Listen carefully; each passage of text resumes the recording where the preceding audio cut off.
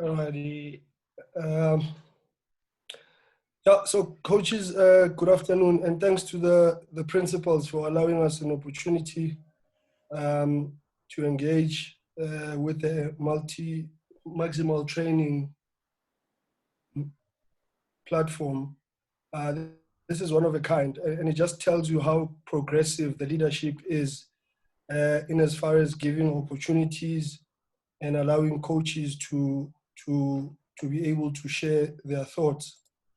My presentation today is about football analysis, a discussion that I had with Coach Sudesh for some time, and it was more intrigued by the fact that I used to work for Amisco at some point, and I also felt that there was a lack of analysis being put out here in South Africa. If you look at us versus our competitors in other countries. And I felt that this is a bit of an untold territory, and we should be getting into a space where we are able to share our thoughts, to process what our colleagues are doing at the higher level, at the lower level, and be able to put out information for learning purposes. My presentation covers the following aspects. I'll delve a bit about tactical analysis in football and possibly also tie in with the analysis process, what gets involved in analysis. There's a couple of myths that exist in analysis in as far as South African context is concerned. And later, there'll be a comparison scenario with our PSL versus some of the elite European leagues, where I'll be sharing distinctive differences. And I think the most important aspect to take for this particular session is the qualitative and the quantitative analysis. And this is more entrenched with Maximal training. Analysis has just been standard, and we feel that with Maximal training and its approach, we should get to a point where we are able to showcase exactly what happens in a game as opposed to just sharing the bare minimum. Tactical football analysis really has been a cornerstone of a lot of teams that have done well. I'll speak mostly locally and then revert back to European standards. The composition of technical teams, you will see that teams that have done exceptionally well over the years, they've actually expanded the component of technical football analysis. And in South Africa, most probably very prevalent would be Sundowns. I think they have about 4 analysts. I'm not privy of other teams, but that would be most probably the team that could afford the amount of analysts that exists. And these are credible people like Gulam, Mario, and yeah. So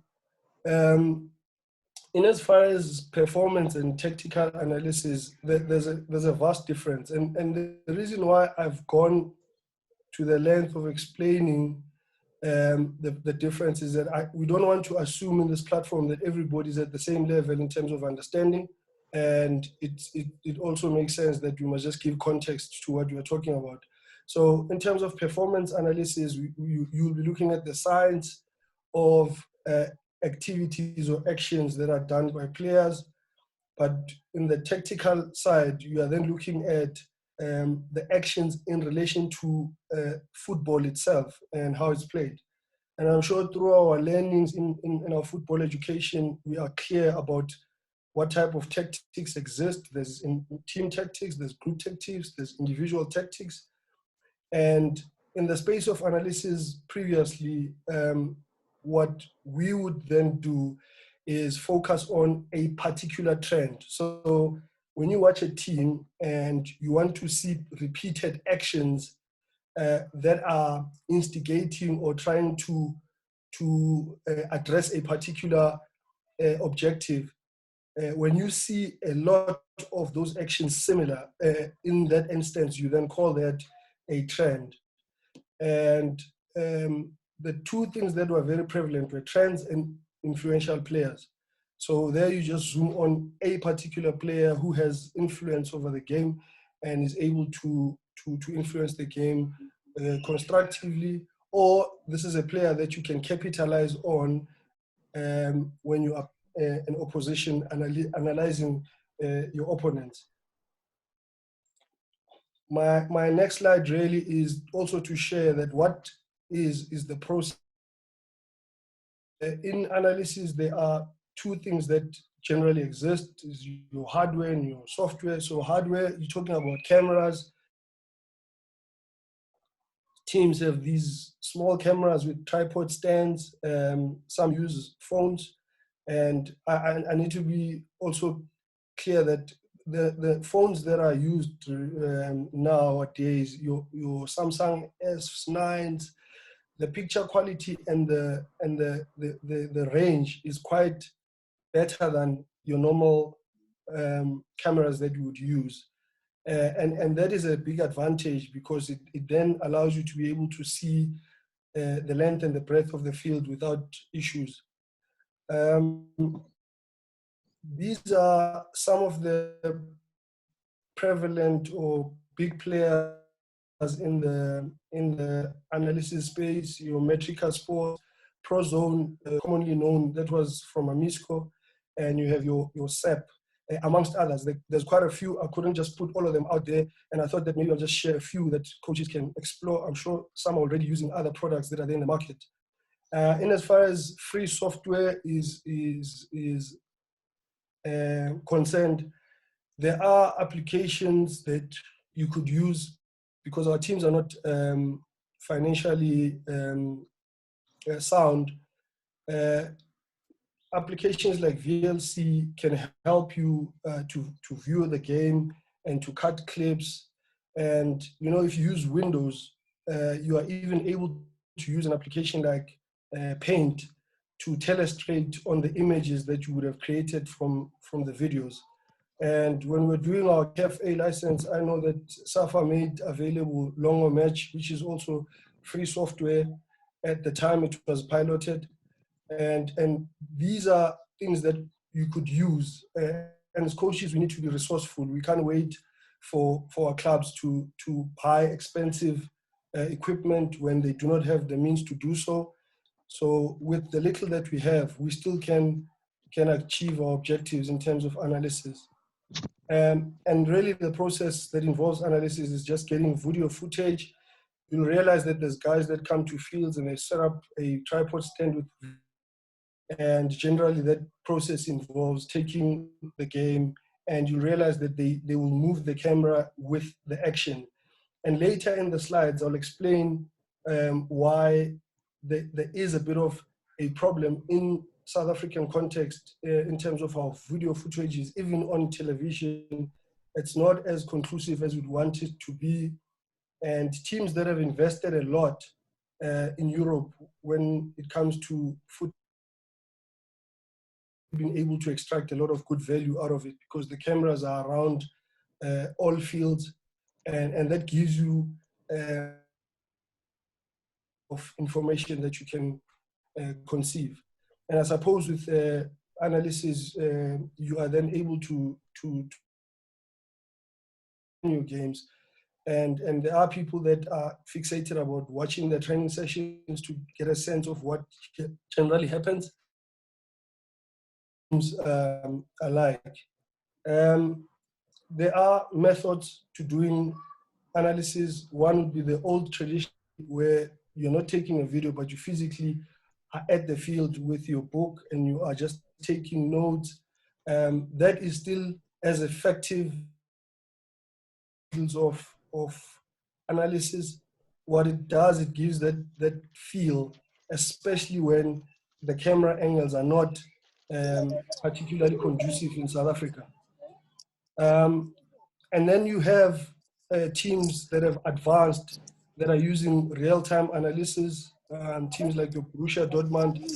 You realize that analysts are there on the field on match day, and are able to influence and assist the head coach or the technical team with information that may assist either getting results or addressing a particular aspect. And this speaks to resources, something that a professional do so, but with us in the amateur leagues, we may not be able to have that luxury. So have enough personnel to assist in terms of analysis. These are the few myths that exist in South African analysis. There's been a growing trend of analysts turning out to want to see themselves as coaches. And this is a bit of a problem, because analysis is specialized and so is coaching, and it's not for everybody. So where you find analysts encroaching into coaching spaces, it's because there's no clear distinction of what an analyst role is and a coach's role is. And more natural, there'll be conflicts. And I still believe that analysts could play an important role in assisting and aiding a coach in the objectives of the entire team. I also believe that through this platform, maybe it's a start of us demystifying what analysis is in terms of, and that's why I term it untold, because you don't find content about analysis of games in South Africa. I did quite a few articles, and I've posted on Twitter when the games resumed now. And there was good reaction, and there was also people that said, "Hey, you can't do that because you are almost putting." Ultimately, in Europe, this is a standard practice. You go to the internet, you Google, and analysis is out there without any. That feel that they don't do analysis, and the reasons that I've been privy to is that believe that their philosophy or their playing philosophy and their game model is enough. They just go and just play and expect that what they have prepared must just prevail. I think it's a bit of a stereotype to think of football in that sense. Football is evolving. The little details that you get could advance you an inch further than your opposition. So analysis is a necessity, and where we can apply it, we should. We also need to be very careful about commentary versus tactical analysis. If you watch our PSL games, you will realize that there are commentators and there is analysis, and those two must be differentiated. The amount of information that we are given doesn't even quantify to be tactical analysis. It's just commentary. And fun is that the content is put out there for the masses, and that's how our football is viewed. And that understanding of football needs to be changed. And I think our senior people are aware, and maybe with the right platforms, we should be educated properly through match analysis on match days, post-match days, and pre-match days. One of the things that is showing up a lot in players' presentations where coaches are doing a video analysis, questions have been asked to say, how long can a session be when you're doing opposition analysis or when you're reviewing your actual games with corrections? I think we have to be a bit careful with dragging sessions longer, because you have to cater for the concentration span of people. You also need to be a coach that looks at focal points of analysis and what you want to talk about. It drags longer when you want to address everything, which shouldn't be the case. But if you have key aspects or elements that you want to talk about, you are then able to look at those aspects and have a short session with your players. And naturally, players and generally don't like schooling. You can imagine what a setting that sits players in a form of a classroom, what it does for certain players, and also maybe pointing out what players are doing incorrectly. Maybe that approach could be changed slightly, where the focus should be either then dealing with specific players individually, where the analysis is done on a one-on-one, as opposed to lambasting players in front of their peers. It can actually do damage than to correct. So I'm getting more into what are the differences and the distinct difference between the PSL and the European leagues. European leagues and countries actually invested a lot of tools into the hardware and the software to get credible data that could be used to inform either national teams, their setup, or the actual teams themselves, because you find that there are teams that don't even buy software, but they develop in-house solutions. And I think if you look at SAFA or the PSL, we should be getting into a space where we are able to get our own designed, in-house developed solutions where we can extract value out of them. I'm sure if I were to ask for a report now of players that have had more final third entries or box entries, positive, not be able to get that info, and purely because our product is not at the point where we are able to do these things. And one of the things that is also very dear to me is PSL versus the European teams are more receptive of people coming into their space and viewing what they do. Or in our teams, those are highly unlikely. You'd be lucky to get an opportunity to do so. Since I was able to go to Belgium and spend time in RSC Anderlecht. And funny is that when I go most teams in South Africa to ask for an opportunity for an exchange program, and to actually realize that outside the borders of SA, I'm sure there are aspiring young coaches who want to learn, who want to be given a chance, and our team should be accessible, and that status quo needs to change in South Africa. I'm still invited this year post-COVID to be able to go back on a second trip, which I should be taking a couple of my colleagues with. So it shouldn't be a problem to really come into a session. I mean, you could put parameters in place and say no cameras or no this, but to actually not allow people that are aspiring to learn from you, it's problematic. Hence, you find most of our South African coaches would then make reference to coaches in Europe. Pep does this, Klopp does this. We can't say a South African coach does this, we don't have access to them, and yet information about these other coaches is even put out there in the internet. I think one of the things that we're going to touch on, which you is the coaching methodology and the philosophies are different.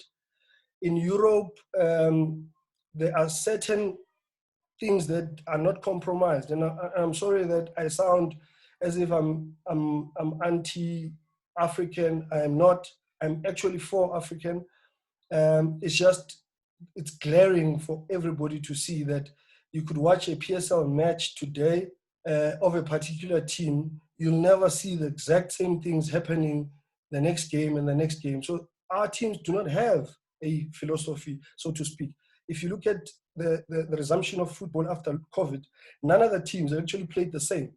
So it may be very difficult for you to even say, if I'm up against this team, these are the things to look out for. So our administrators, our chairmen must really look into a holistic approach of playing philosophies. And MT re-emphasizes that a lot, that once we find our national playing philosophy entrenched, we are more likely to succeed. And this is not a short-term goal. It's actually a long-term effect. Teams that have done that have done well. Your Germanys, your Spains, they're revising their processes. So we are no different.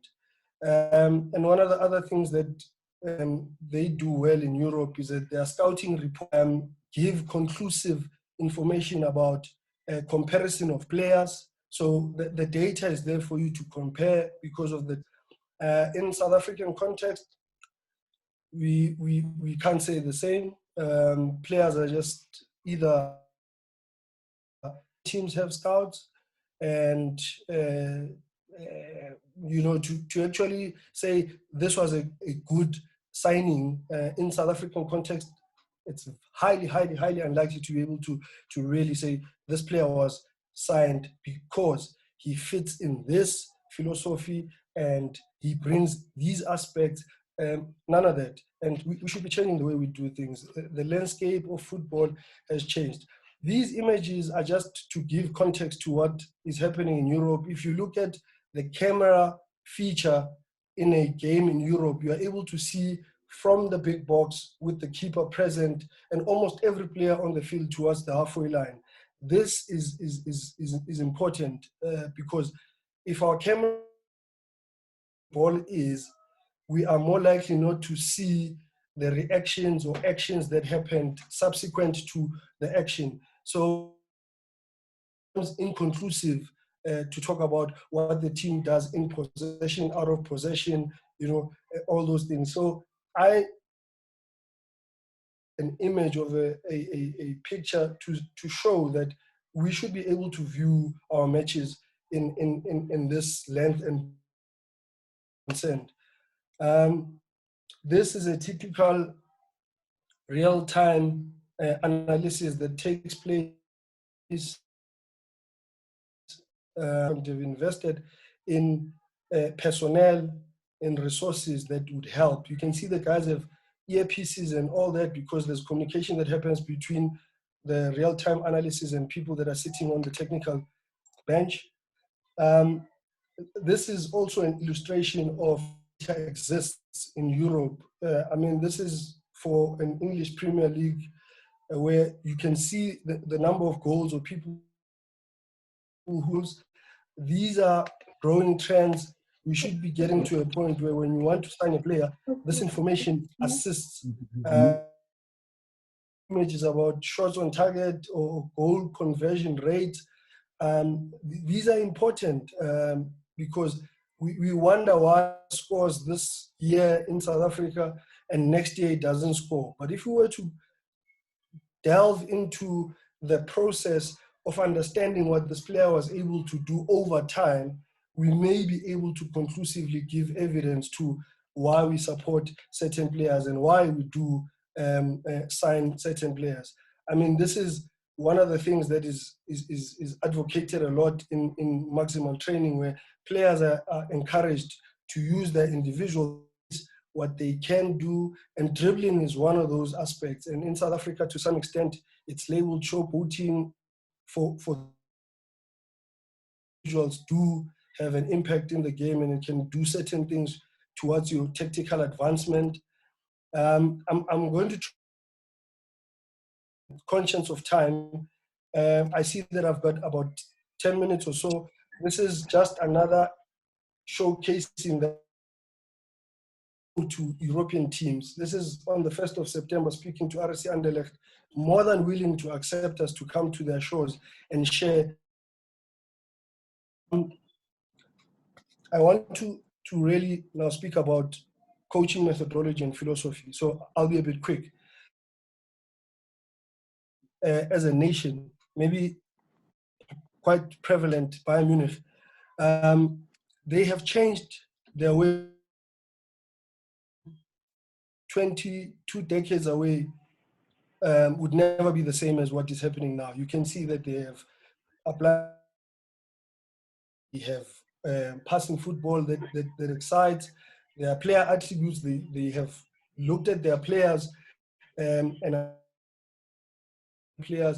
using them with material conditions in their country, and all these things, amongst other things, could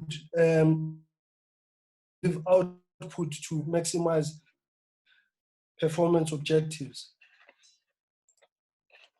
I want to speak about Hans Flick, and because currently he is a coach to talk about.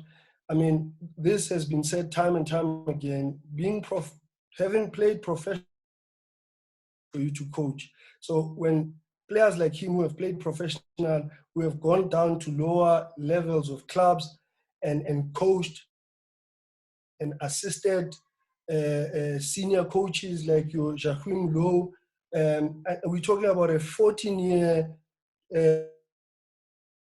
By the time it takes over at Bayern, it's obvious that this is a coach that has invested, and this is not one of those accidental successes, because his route to success has been really prevalent about it. I'm going to speak particularly about Bayern Munich. I mean, if you look at the key features in them, is that they play 1-4-2-3-1. Changed drastically, employing an aggressive pressing and counter pressing. And just to give context to Bayern Munich, match day 10, Bayern was fourth, and at the end of the season, they are number one and 4 points higher. And maybe this is the influence of a coach. There's no excuses to say, well, I've found the team in the middle of the season. The quality of the man is shown. To touch a bit about what has actually changed in the Bayern setup. So they have conceded goals in instances before the coach has taken up the role. I mean, they used to concede goals at a rate of 1. The season that was changed to 1.9 because of him coming in and applying his tactical players adhering to what he is doing. And I'm going to play this clip so you can see exactly the things that have been highlighted. They play aggressive pressing, and the next couple of clips show how they've conceded prior to the coach being at the club. They are the white team in this instance, and they've allowed goals where they could have defended better. And I think the influence of a coach when he comes into a team, you are then clear that certain coaches can influence how the makeup of the team is. And these are prevalent, not in one game, not in 2 games, but continuously. This is another instance of them being scored from poor defending, either because they do not apply pressure correctly and leaving out players unmarked in critical areas in the field, in the final third. For you as a coach to come into a setup, you must have had some information that you could use to effect. And from this point on, after these goals that have been showed, there was then the change when the coach takes on. And to see their playing philosophy changed completely. You could see applying a high press. This has ever since the coach has taken over, and it's not by accident that they are forcing oppositions to make errors from instances of defending exactly like this, and they've troubled a lot of teams, and this tells you a team that is coached with proper information that is relayed to players and the right analysis that exists, they are more likely. Instance, they just did a counter press and they've scored from it. I think the next clip also have been aggressive with the 2 holding midfielders in Thiago and Kimmich, who are able to double, and they've been successful. In fact, the statistics show that they've been the best DMs in man marking in the league. If you go to the Bundesliga league, so the exploits of coaches coming in,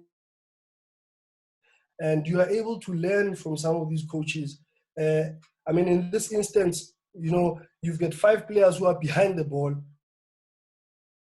The manner in which they reposition themselves and try and win the ball almost immediately with Thiago and Kimmich, and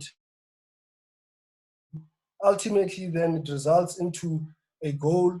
And these are team principles that are applied, and we can only learn from teams like that. With the qualitative and quantitative analysis, that's where we should be, without detailed information, are just stats. So if you say a player has passed 100%, passing backwards is 100% if you don't lose the ball. Can we quantify it into 100% of the team, gets the team into the final third and dangerous positions? I mean, these are lists of things that we could quantify and analysis. And the next 2 clips are South African based, and one is you look at their build-up. Earlier on, I spoke about trends, and the next clip is about Alexandra Cole, the exploits of looking at a player and seeing what one player can do in a moment in the game, quantitatively and qualitatively. So this is a clip about Sundowns build-up against Vets. They were playing this game, and Kekana was doing a movement that moves from a central position to wide. And when you watch these teams and you are doing analysis, the objective should be certain movements. What are they trying to achieve? And Sundowns, in this instance of their build-up, they use Nascimento a lot because high up. But ultimately, if you look at Kekana's movements, so I want to pause it a bit and watch working and watch him when he moves away from possession to give an option that up. But Nascimento is the one that brings the ball, and they want to play diagonal dissecting passes to areas where they find Sundowns players in the exterior half spaces or in the half spaces. I mean, this is a typical build-up that they've done over and over and over in a game against Vets where they were playing Nedbank Cup. Similar insights of this show a growing trend in this particular game of this build-up. And to the credit of Gavin Hunt, when in halftime, part of the changes was that he wanted to address what Sundowns have been doing for a whole 45 minutes, where they've been building and getting into the final and actions. And he did that well by applying 2 front players or forwards who would then address the 2 center backs. And it was evident that Sundowns was not able to build from this onwards. And in instances where Hoto would then to Nascimento, Vets were successful, as you see the images displayed. So this was not able to do as they would. I will pause it here on this particular clip because I'm looking at time, but I want us. This player in this particular match, when he equalized, he actually did 9 forward and box entries before he scored this goal against Chiefs. And this is qualitative and quantitative